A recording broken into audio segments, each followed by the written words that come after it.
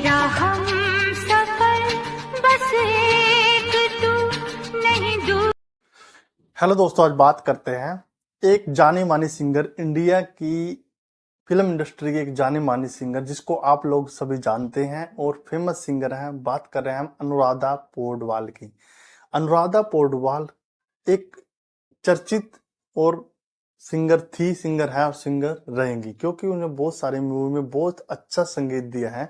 लता मंगेशकर को भी वो टक्कर देती थी एक टाइम में, उनका जो कि बोलबाला चलता था। लेकिन कैसे उनकी जिंदगी हर्ष से फर्श तक आ गई, कैसे उनकी जिंदगी ने पूरा टर्न ले लिया, कैसे उनकी जिंदगी में सब कुछ खत्म हो गया, आज उसी के बारे में बताएंगे। कभी भी अपनी जिंदगी में घमंड नहीं करना चाहिए। इस वीडियो को देख के आपको पता लगेगा कि कोई भी चीज हमेशा परमानेंट नहीं रहती। हमेशा भगवान पे विश्वास रखना चाहिए और भगवान में विश्वास रख के काम करना चाहिए, गलत काम कभी नहीं करना चाहिए। तो स्टार्ट करते हैं अनुराधा पौडवाल की कहानी में। अनुराधा पौडवाल का जन्म 1954 में कर्नाटक में हुआ था। वो जब छोटी उम्र में थी तब से ही वो गाना गाने का उनको शौक था। उन्होंने कहीं से ट्रेनिंग नहीं ली है।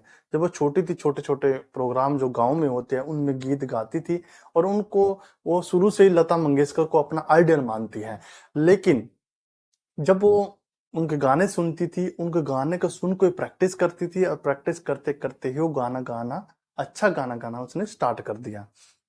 लेकिन कुछ टाइम के बाद उनकी शादी हो जाती है। जो शादी होती है 1969 में उनकी शादी होती है, जो कि अरुण पौडवाल उनके पति होते हैं, जो कि केडी बर्मन के साथ कंपोजर का काम करते हैं।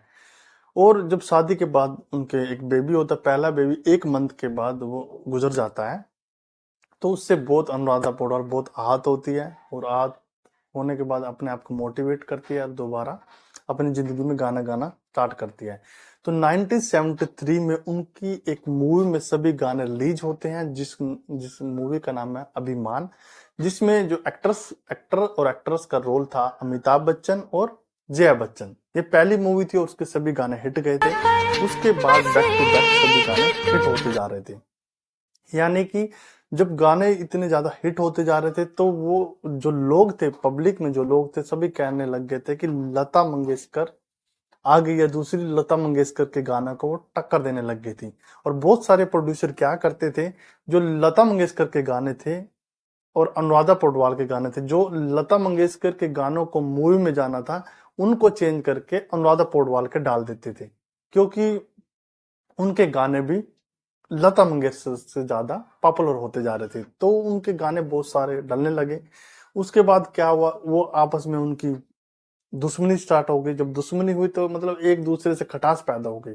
तो उसके अगली मूवी जब आई तो लता मंगेशकर ने भी बहुत सारे जो गाने अनुराधा पौडवाल के मूवी में डलने थे, तो अनुराधा पौडवाल सोचती थी कि मेरा गाना इस मूवी में जरूर आएगा। लेकिन जब मूवी रिलीज होती थी उसके बाद पता लगता था कि रियल में उसमें गाना तो उसका एक भी नहीं है।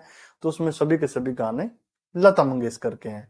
यानी कि इस तरह तक की कंट्रोवर्सी स्टार्ट हो गई थी। मतलब जिसको वो एक आइडियल मानती थी उन्हीं के साथ उनकी टक्कर स्टार्ट हो गई।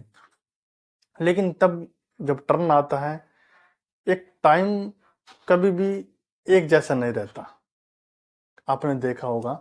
तो जब 1969 में उनकी शादी होती है, लेकिन 1973 में उनको ब्रेक थ्रू मिल जाता है, जो कि उनकी पहली मूवी आती है अभिमान। लेकिन जैसे जैसे उनके गाने ऊपर चढ़ते जाते हैं, लेकिन 1991 में उनके पति की डेथ हो जाती है। जो उनके पति की जब डेथ होती है उसके बाद वो पहले से ही गाने गा रहे होते हैं, किनके साथ, गुलशन कुमार के साथ, जो कि टी सीरीज कंपनी के ओनर थे।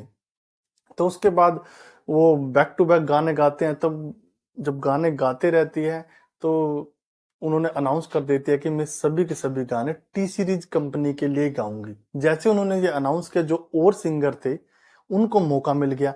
हालांकि उन्होंने और सिंगरों को भी मौका दिया गाने के लिए, जैसे कि सोनू निगम है, उदित नारायण है, लेकिन जो और सिंगर थे उनको लिए एक अच्छा बेनिफिट मिल गया, क्योंकि वो सिर्फ टी सीरीज के लिए गाना गाने वाली थी और बाकी सिंगर अदर फिल्मों में भी गाना गा सकते थे। उनको अच्छा एक फीडबैक मिल गया। तो क्या हुआ, लेकिन नाइन सभी के सभी जब ये चर्चाएं फैल गई टी सीरीज में, जब उन्होंने बोला कि मैं इनके लिए गाना गाऊंगी, तो पूरे के पूरे बॉलीवुड में और पूरे इंडिया में ये बात फैल गई कि उनका उनके साथ अफेयर है, जो कि गुलशन कुमार के साथ। और जो अफेयर लोग बोलने लगे कि उनसे वो शादी करने वाली है, क्योंकि इनके पहले हस्बैंड की डेथ हो गई थी। लेकिन ऐसा ऑफिशियली कहीं अनाउंस नहीं है, लेकिन लोगों को पता था। लेकिन कुछ टाइम के बाद गुलशन कुमार को गोली मार के उनकी हत्या कर दी जाती है। जब उनकी हत्या होती है तो उसके बाद वो और भी टूट जाती है, क्योंकि वो सभी के सभी गाने उसी के साथ गा रही थी, जो कि गुलशन कुमार के साथ।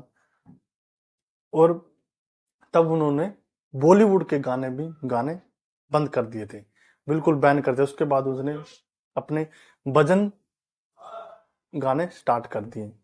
लेकिन कभी भी दौर एक जैसा नहीं रहता।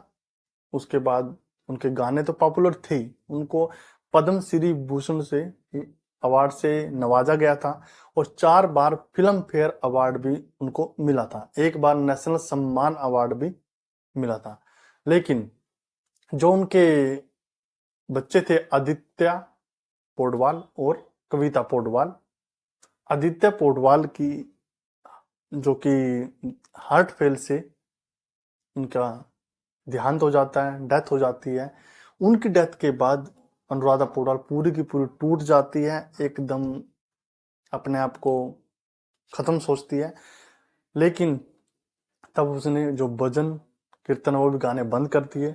अभी वो कविता पौडवाल के साथ, अपने लड़की के साथ रहती है। उनकी लड़की भी जो भक्ति गीत ही गाती है। तो ये थी एक छोटी सी स्टोरी जो अनुराधा पौडवाल के बारे में थी। और इससे पता लगता है कि कभी भी हमें किसी भी चीज का गुमान नहीं करना चाहिए। कभी भी जो टाइम है सदा एक जैसा नहीं रहता है। तो ये था एक छोटा सा वीडियो। जल्दी आपके सामने दूसरा वीडियो लेके आएंगे, तब तक